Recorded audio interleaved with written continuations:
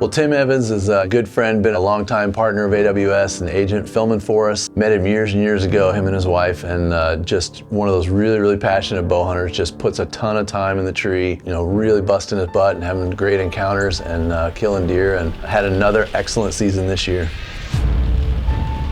Meh.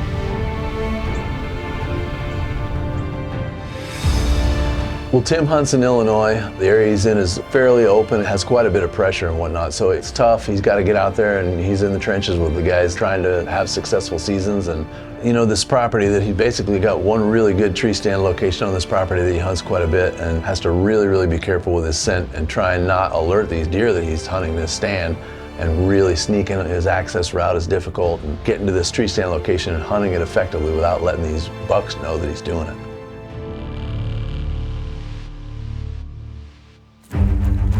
So Tim's got quite a long walk to get to his tree stand in this location. He's got to move from the south side of the property all the way up to the northwest. He's doing everything he can to try and be as stealthy as he can using the terrain feature. There's a swale that runs through the property that he can get down in and really help cover himself and stealthy get to that location that he needs to get to.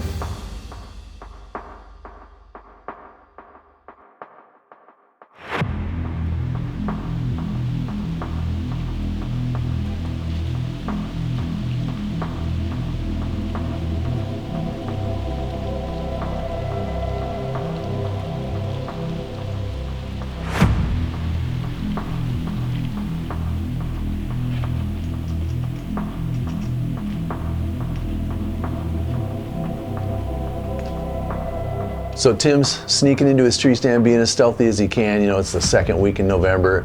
There's got to be some breeding going on. And sure enough, Tim's in the tree and just has an unbelievable encounter out in front of him happen, and he catches it on film.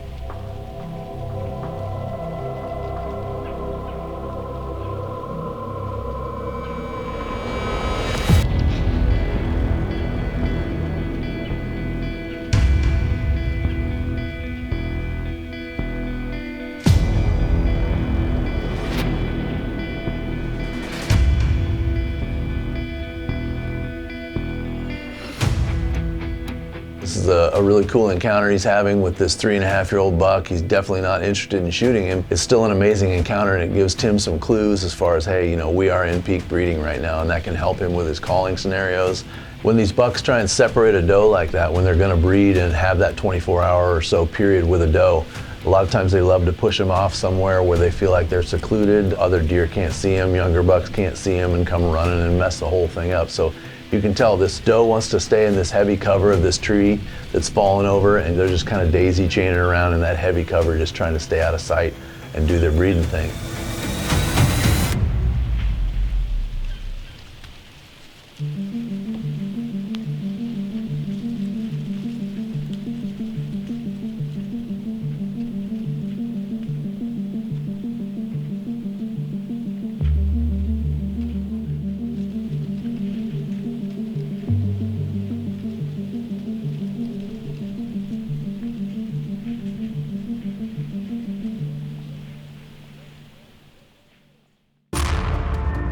Well, it's late season now. Tim's got a west wind, so he knows he can head to the tree stand at the back of the property.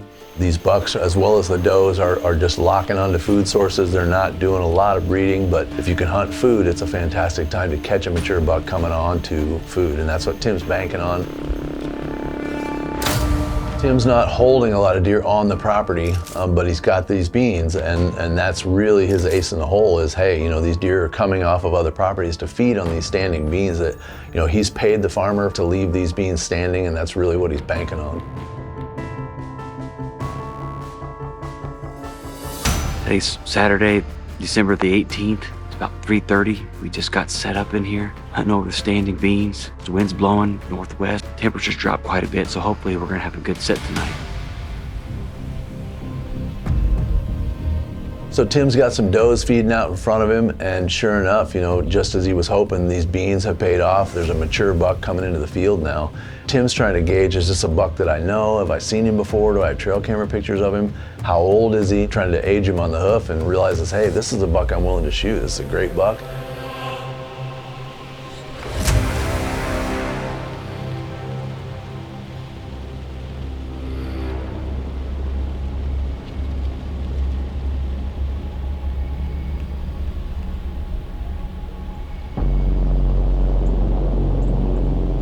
So, Tim's heart's pounding, he's excited. This buck is getting closer and closer, working his way through the beans, slowly bumping this younger doe fawn around a little bit. And, Tim's just banking on, hey, at some point she's gonna lead him in front of my tree stand and I'm gonna get a shot.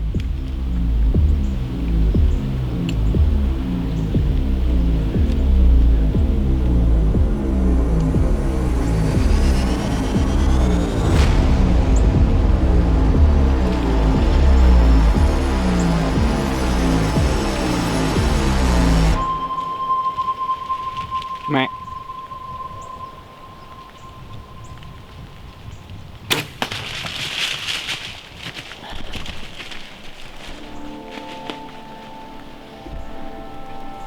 We just got an arrow on the buck that just showed up when we were basically moved to the top of our hit list.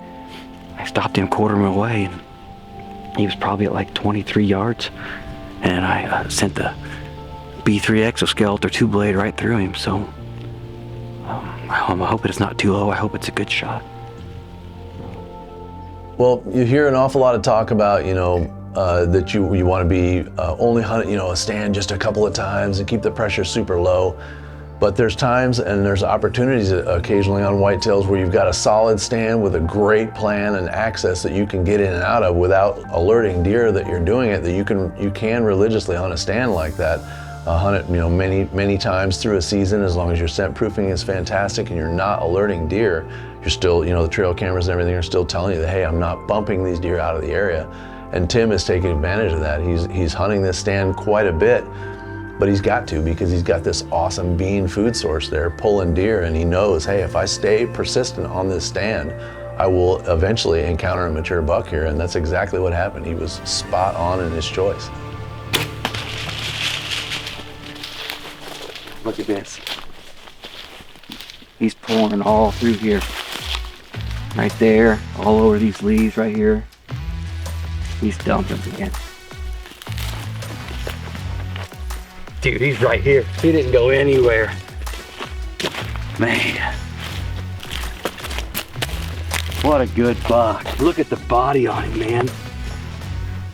He's definitely mature. What a great deer. A little late season bonus present right there. Oh, boom. Look at that. Good buck, man. Solid 10. Nice brows. He's got good mass all the way through. Big old head on him. He's probably the biggest body deer I've ever shot, man.